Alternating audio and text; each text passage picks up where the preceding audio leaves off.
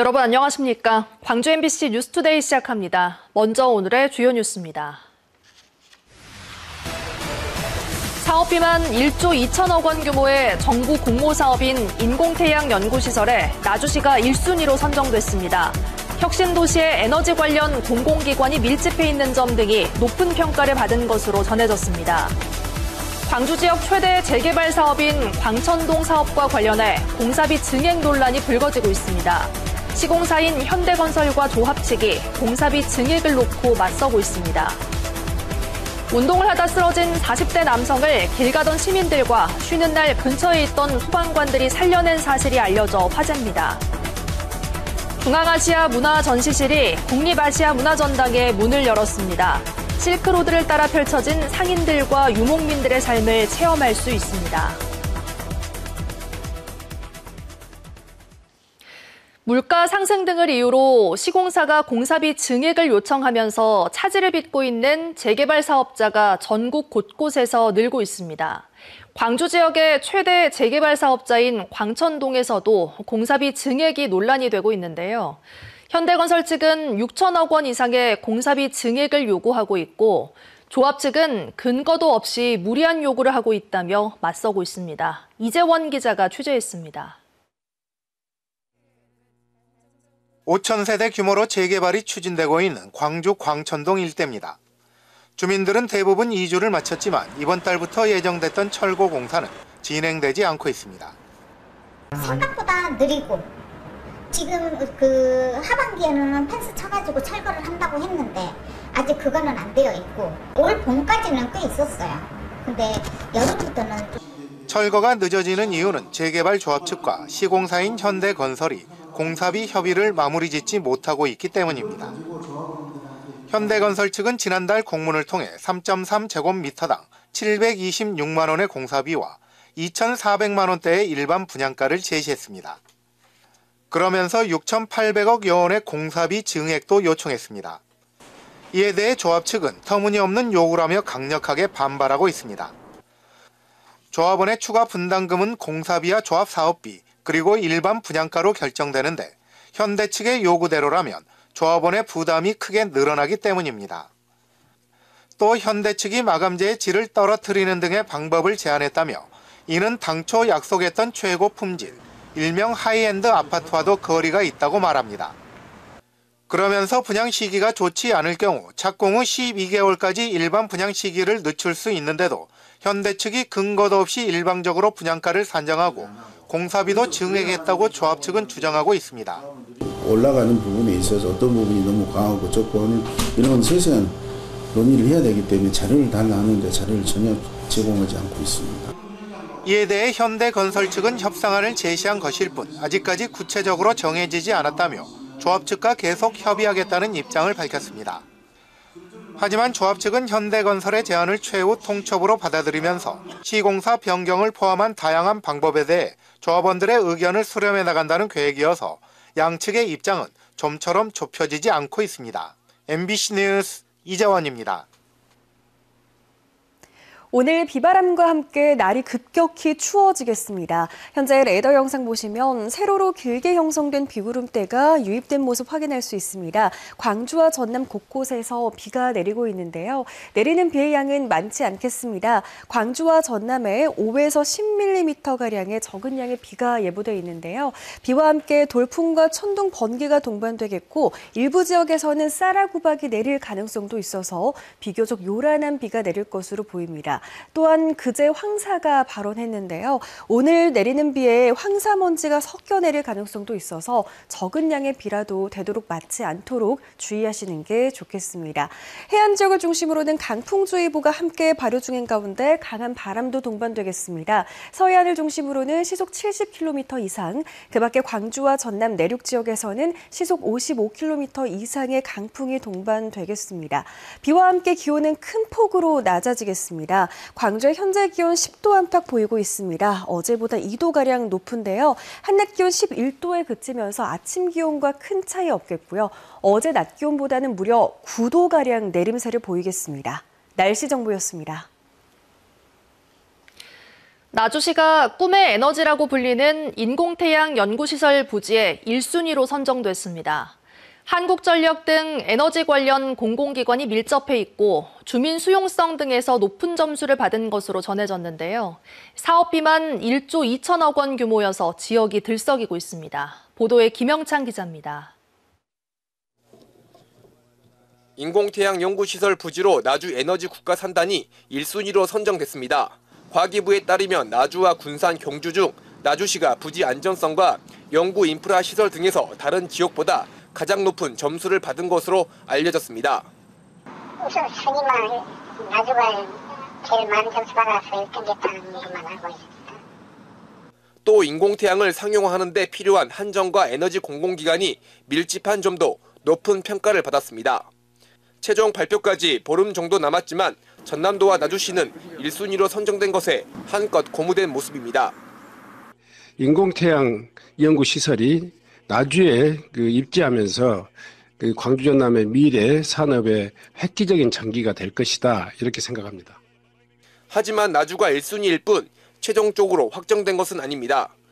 이번 심사 결과에 대해 전북 군산이 과기부가 무상양여 등 토지 소유권 이전이 가능한 지역을 우선 검토하기로 해놓고 이에 적합한 새만금을 제외했다며 반발하고 있기 때문입니다.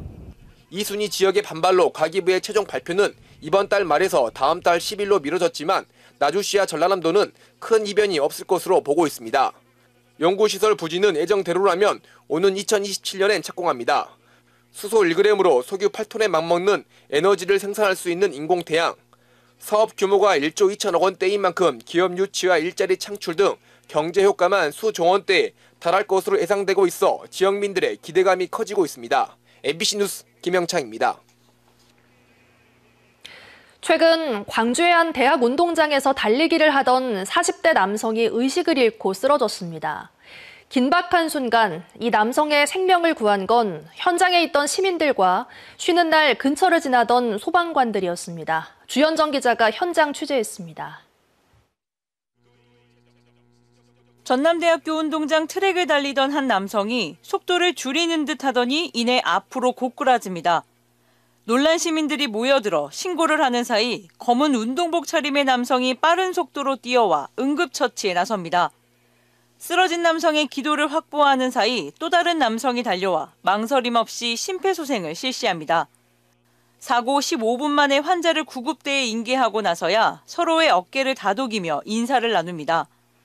영상 속 이들은 나주소방서 이준호 소방위와 광주 북부소방서 최준영 소방사, 그리고 자신을 응급구조사라고만 소개한 시민들이었습니다. 각자 쉬는 날 체력 단련을 하다 소중한 생명을 함께 살렸습니다. 압박은 제가 했지만 주변에서 이렇게 시민분들이 빨리 신고해 주시고 또 에이드 요청도 해 주시고 구급차 올 때도 유도도 해 주시고 또 아이들도 케어해 주시고 그런 것들이 다 모아져서 이렇게 그분 소생하는데 좀 큰 힘이 되지 않았나. 골든타임을 지켜낸 덕에 이 40대 환자는 119가 도착하기 전 신체 반응을 보였습니다.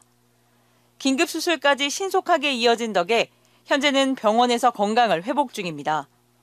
전문가들은 심정지 환자를 마주친다면 할까 말까 또 어떻게 해야 하나 주저하지 말고 초기 조치에 나서야 한다고 권고합니다. 골든타임이 중요하기 때문에 주저하지 마시고 119에 신고하고 119 지시에 따라 심폐소생술을 시행하시면 되겠습니다. 실제로 심정지 환자에게 심폐소생을 한 경우 아무런 조치를 하지 않았을 때보다 환자 생존율은 2.2배, 뇌기능 회복률은 3.2배 더 높았습니다. 생명을 살리는 일 전문가 아니어도 할 수 있습니다. MBC 뉴스 주현정입니다. 지난 19일 신안 해상에서 좌초된 퀸 제노비아 2호의 60대 선장이 지난해 2월부터 사고 해역을 1000번 넘게 지나는 동안 단 한 번도 조타실에서 근무한 적이 없던 것으로 드러났습니다. 해경은 사고 당시 선장이 선장실에 머물렀다는 선원들의 진술 등을 확보하고 중과실 치상과 선원법 위반 혐의로 구속영장을 신청했습니다. 또 사고 직전까지 이상 징후를 포착하지 못한 목포해상교통관제센터 관제사에 대해서도 업무상 과실치상 혐의로 입건할 예정입니다. 한편 사고 이후 병원 진료를 받은 피해자는 당초 30명에서 현재 78명으로 늘어난 것으로 집계됐습니다.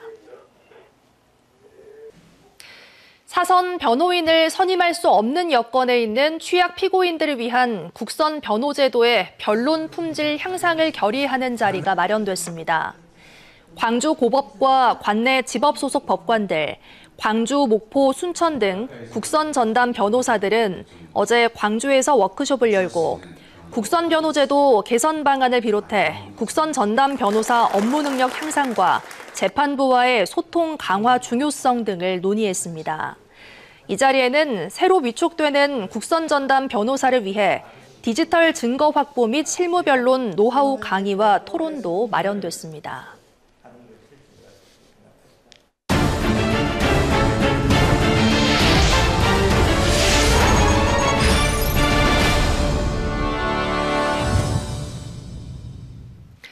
동서 문명의 교차로였던 중앙아시아의 문화를 담은 전시실이 국립아시아문화전당에 문을 열었습니다. 실크로드를 따라 펼쳐진 상인들과 유목민들의 삶을 다양한 유물과 시청각 콘텐츠를 통해 체험할 수 있습니다. 보도에 박수인 기자입니다. 끝없는 사막과 초원을 넘어 상인들이 도착한 사마르칸드의 숙소. 짐을 풀고 식사를 하고 얘기를 나누는 상인들의 모습이 실루엣 영상으로 펼쳐집니다. 초원의 이동식 주택인 유르트도 전시실로 옮겨왔습니다. 자연의 질서를 따라 살아온 유목민의 삶을 90여 점의 유물을 통해 살펴볼 수 있습니다. 중앙아시아 예술을 대표하는 세밀화는 영상 확대 기능을 통해 세밀한 구석까지 들여다볼 수 있습니다. 사회적 약자 공동체를 통해 명맥을 이어온 이 양모 펠트는 유네스코가 긴급 보호 대상에 등재한 귀중한 유산입니다. 경제적으로 독립이 불가능하신 분들한테 전승 기술을 연마해 주시고 그 공동체가 펠트 카펫을 만들어서 유럽이라든지 북미권에 이 카펫을 판매를 하게 됩니다. 그럼 그 수익을 다시 공동 분배를 하게 되고요. 국립아시아문화전당이 개관 10주년을 맞아 중앙아시아의 역사와 문화를 소개하는 상설 전시 길 위의 노마드를 개막했습니다. 상인들의 숨결이 머물렀던 카라반사라이와 세상의 온갖 물건이 모였던 도시의 바자르, 바람과 별을 따라 살았던 유목민의 삶, 동서의 교차로로서뿐만 아니라 그 자체로도 빛났던 중앙아시아의 문화를 300여 점의 생활유물과 시청각 콘텐츠로 만나볼 수 있습니다. 이제 만져보고 체험하고 또 그 현장에 있는 느낌을 가짐으로써 실제로 그 문화를 가장 쉽게 이해할 수 있도록 그렇게 전시를 꾸몄습니다. 전시장 입구와 출구에선 아시아 5개 권역별 영상 기록을 원형 미디어월을 통해 상영하고 중앙아시아 나라들을 소개하는 기념품과 사진 자료도 함께 선보입니다. MBC 뉴스 박수인입니다. 지역의 오랜 바람인 전남 국립의과대학 설립이 올 연말과 내년 초가 분수령이 될 전망입니다. 다음 달 교육부가 국립순천대학교와 목포대학교의 대학 통합 심사를 마무리하고 내년 초 의대 정원 배정 여부가 확정되면 구체적인 윤곽이 드러날 것으로 보입니다. 유민호 기자가 취재했습니다. 대학 통합의 막판 속도를 내는 국립순천대와 목포대. 양 대학은 최근 통합대학 교명 공모전을 마무리하고 구성원 투표와 심의에 들어갔습니다. 교명은 공모로 선정한 국립전라대 등 4개가 현재 물망에 오른 상태입니다. 다음 달 초 교명을 교육부에 제출해 확정 절차를 밟을 예정입니다. 대학 통합과 관련된 수정사업 계획서를 좀 작업 중에 있는데 거버넌스라든가 특성화, 학사구조, 그리고 재정적인 부분 이런 부분들을 학내 구성원과 지금 논의 중에 있습니다. 연말이 다가올수록 통합 작업이 분주히 이뤄지는 건 교육부가 올해 안에 심사를 마칠 방침이기 때문입니다. 여기에 오는 2027년 이후 의대 정원 규모를 논의하는 보건복지부 의사인력수급추계위원회가 내년 1월 절차를 마무리할 계획입니다. 통합대학 몫으로 의대 정원을 배정받으려면 서두를 수밖에 없습니다. 전남도와 대학 지역사회는 오랜 바람인 의대 설립을 더는 미룰 수 없다며 2027년 개교를 목표로 정부 설득에 온 힘을 다하고 있습니다. 의사인력 수급추계위원회에서 어떤 지역 단위의 어떤 그 의사 부족 인력에 대해서 확장을 하게 돼 있기 때문에 총력 대응을 지금 다 하고 있습니다. 다만 정부는 모든 여건과 상황을 고려해 오는 2030년 의대 개교가 가능하다는 입장입니다. 이런 가운데 의대 설립 시기를 조금이라도 앞당기고 구체적인 윤곽을 확정하려면 연말 연초에 모든 행정력을 집중해야 합니다. MBC 뉴스 유민호입니다. 광주시가 지난달 글로컬 대학으로 선정된 전남대와 조선대, 조선간호대와 함께 비전 선포식을 가졌습니다. 인공지능, 웰 에이징 인재, 광주의 내일을 열다라는 주제로 열린 비전 선포식에서 글로컬 대학들의 추진과제 발표와 학생과 기업인 등이 함께하는 양방향 공감 토크 등이 진행됐습니다. 광주시는 앞으로 5년 동안 4,700억 원을 투입해 청년이 머무는 좋은 일자리 창출과 함께 대학과 지자체의 동반 혁신 모델을 완성해 나갈 계획입니다. 전남 지역 교사들이 노벨문학상 수상 작가인 한강 작가의 작품을 다룬 수업 자료로 노벨문학상 씨앗 수업을 출간했습니다. 책을 집필한 교사들은 학생들이 관심을 보이는 작품을 수업에서 어떻게 풀어낼지 집중적으로 연구해왔고 전남 지역의 9개 학교 416명의 학생들과 함께한 독서 프로그램, 그림자 연극, 토의와 공개 수업 등 다양한 현장 사례를 책에 담았습니다.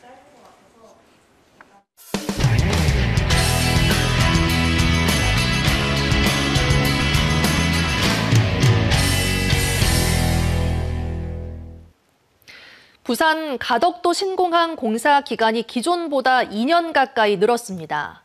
연약 지반을 안정화하기 위해 공사 기간을 충분히 확보해야 한다는 게 국토부의 설명인데 부산시와 시민사회는 이 같은 결정에 강한 유감을 나타냈습니다. 부산문화방송 류재민 기자입니다. 가덕도 신공항 건설의 새로운 입찰 조건이 발표됐습니다. 우선 협상 대상자였던 현대건설과의 계약이 공식 종료된 지 5개월여 만입니다. 공사 기간은 결국 106개월로 늘었습니다. 기존 입찰 조건인 84개월보다 1년 10개월이나 늘어난 겁니다. 국토부는 공기 연장 이유로 지반 안정화를 꼽았습니다. 늘어난 22개월 공사 기간에서 지반 안정화 작업이 13개월로 절반 이상입니다. 해상 연약 지반을 효과적으로 개량하는 것이 핵심이므로 지방 안정화에 충분한 기간을 부여해야 한다는 대다수 전문가들의 의견을 반영하였습니다. 공사 금액도 물가 상승을 반영해 10조 5천억 원에서 10조 7천억 원으로 2천억 원 늘었습니다. 첫 삽을 뜨는 건 내년 하반기, 개항 시점은 2035년이 될 전망입니다. 부산시는 공사 기간 연장에 대해 강한 유감을 표시하며 남은 절차라도 빨리 추진해달라고 촉구했습니다. 과학적, 실증적 근거조차 결여된 채로 22개월이나 연장된 106개월로 공기를 결정한 것은 건설업계의 수용성의 벽을 넘지 못한 자기 모순에 빠진 결정이라. 시민사회의 반발 목소리도 거셉니다. 사업이 멈춰버린 지난 7개월여를 포함하면 결과적으로 현대건설이 이야기한 108개월보다도 더 늦어진 셈이라는 겁니다. 공사가 중단이 되어서 1년이 더 길어진 상황을 포함하면 사실상 106개월은 115개월, 16개월로 늘어나는 것이기 때문에 국토부가 거기에 대해서 반드시 책임을 지고. 국토부는 최대한 절차를 앞당겨 올해 안에 입찰 공고를 낸다는 계획인데 대우건설을 중심으로 한 컨소시엄이 입찰에 뛰어들 걸로 전해지고 있습니다. MBC 뉴스 류잼리입니다. 국립대구박물관에 특별한 정원이 생겼습니다. 고 이건희 삼성 선대 회장의 석조물 컬렉션 250여 점을 아름다운 숲길을 거닐며 감상할 수 있습니다. 대구문화방송 손은민 기자가 보도합니다. 단풍 든 숲길을 따라 사람 형상을 한 돌 조각들이 놓였습니다. 일자로 뻗은 눈에 근엄한 얼굴부터 말려 올라간 입꼬리가 웃음 짓는 것 같은 얼굴까지. 표정도 눈빛도 제각각인 석인상 사이에서 아이들이 뒹굴고 뛰어놉니다. 국립대구박물관 뒤편에 조성된 모두의 정원입니다. 아이가 지나가면서 호기심을 가지고 엄마 그림이야? 이렇게 물어보는데 박물관에서 이렇게 아름다운 숲길에다가 이렇게 전시품까지 해주시니까 너무 뜻깊었고 안에서는 조용히 해야 되고 뛰지 마 이래야 되는데 밖에 나와서는 마음대로 뛰어놀아도 되고 가서 너무 좋아요. 해, 달, 별의 이름을 딴 세 갈래 산책로를 걷다 보면 길끝에 앉아있는 부처님도 만날 수 있습니다. 모두 고 이건희 삼성 선대회장이 수집해 국가에 기증한 석조물입니다. 마땅히 전시할 곳이 없어 그동안 수장고에 갇혀 있었는데 국립대구박물관이 그중 257점을 가져와 시민들과 만날 수 있게 했습니다. 3년여에 걸쳐서 계획하고 준비한 이건희 회장님의 기증품 중에 석조물들을 전시하는 공간이 되겠습니다. 다양한 표정을 짓고 있는 석인상들의 모습들을 하나하나 이제 바라보시는 재미가 있을 수도 있을 것 같고, 석인상 대부분은 조선시대 걸로 추정되는데 정확한 시기나 출토 장소는 미상입니다. 국립대구박물관은 앞으로 기증받은 석조물들의 이력을 더 연구하는 한편 시민들과 새롭게 해석하고 즐길 수 있는 방법도 마련할 계획입니다. MBC 뉴스 손은민입니다. 지난해 우리나라의 반려동물이 350만 마리를 넘어섰습니다. 반려동물을 기르는 것만큼 가족으로 오래 함께하는 문화가 자리 잡는 것도 중요해졌는데요. 연간 30%대에 머물러 있는 유기견 입양률을 높이기 위해 지자체도 대책을 마련하고 있습니다. 춘천문화방송 이송미 기자입니다. 유기동물 130마리를 보호하고 있는 춘천시 동물보호센터. 센터 안 미용 공간에서 봉사단원들이 강아지를 씻기고 있습니다. 추워. 추워. 눈물이 나. 빨리 끊을게. 반려동물 야외 놀이터 한켠에선 봉사단들과 유기견들이 함께 공놀이를 하고 있습니다. 태어난 지 6개월도 안 된 강아지부터 키가 사람 무릎 높이까지 오는 성견까지 나이도 다양합니다. 사람을 무서워하는 애들도 많아서 좀 경계를 풀어주려고 하기도 하고 조금 더 다가가려고 저도 좀 친해지려고 하는 그런 놀이로서 하는 것 같아요. 지난 2022년부터 3년 동안 춘천에서 구조된 유기동물은 1,500여 마리. 이 가운데 30% 이상은 새로운 가족을 찾았습니다. 그리고 20%가량은 원래 주인에게 되돌아갔습니다. 문제는 남아있는 동물입니다. 현행법상 동물보호센터의 유기동물 의무 보호기간은 10일. 공고기간이 지난 뒤에도 입양이 안 되면 안락사의 대상이 되기도 합니다. 이 때문에 춘천시도 유기견 입양을 활성화하고 있습니다. 지난해부터는 입양 전 사전 만남 행사를 본격적으로 추진하고 있습니다. 유기견의 성격과 행동을 미리 파악하지 못해 파양하거나 입양을 주저하는 사례를 줄이기 위한 겁니다. 아이들을 만나가지고 교감을 한번 해보고 집에 가서 한번 생각을 해보시고 진짜 입양을 하시겠다는 분들은 다음 주 월요일부터 선착순으로 신청을 받고 있습니다.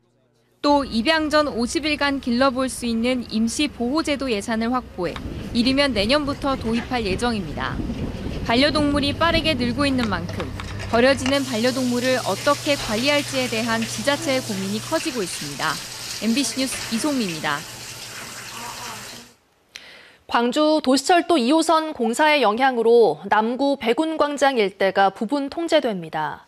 광주시 도시철도 건설본부는 도시철도 2호선 1단계 공사로 주월교차로에서 백운교차로까지 280m 구간이 오늘부터 다음 달 22일까지 부분적으로 통제된다고 밝혔습니다. 이 구간에서는 도시철도 건설공사와 대남대로 지하차도 공사가 동시에 진행 중인데 이번 통제로 기존 편도 3, 4차로가 2, 3차로로 줄어듭니다. 도시철도 건설본부는 우회 안내 표지판과 신호수 배치 등을 통해 부분 통제로 인한 교통 혼잡을 최소화하기로 했습니다. 올해 우리나라의 김 수출 실적이 역대 최초로 10억 불을 돌파했습니다. 해양수산부에 따르면 올해 우리나라 김 수출 실적은 지난 20일 기준 10억 1,500억 달러, 한화 1조 5천억 원을 달성해 지난해보다 13.2% 늘어난 역대 최고를 기록했습니다. 국가별로는 미국이 15.3% 늘어난 2억 2천만 달러로 가장 많았고 일본이 13.9% 증가한 2억 1천만 달러, 중국 36.3% 증가한 1억 달러 순이었습니다. 오늘 비바람과 함께 날이 급격히 추워지겠습니다. 현재 레이더 영상 보시면 세로로 길게 형성된 비구름대가 유입된 모습 확인할 수 있습니다. 내리는 비의 양은 많지 않겠습니다. 오늘 광주와 전남에 5에서 10mm가량의 비가 예보됐는데요. 비와 함께 돌풍과 천둥, 번개가 동반되겠고 일부 지역에서는 쌀아구박이 내릴 가능성도 있어서 비교적 요란스러운 비가 내리겠습니다. 무엇보다 그제 황사가 발원한 가운데 오늘 내리는 비에 황사먼지가 섞여 내릴 수 있겠습니다. 오늘 비는 약한 비더라도 되도록 맞지 않도록 주의하시는 게 좋겠습니다. 서해안 지역을 중심으로는 강풍주의보가 발효 중인 가운데 강한 바람도 동반되겠습니다. 특보가 내려진 해안 지역에서는 시속 70km 이상의 바람이 불겠고요.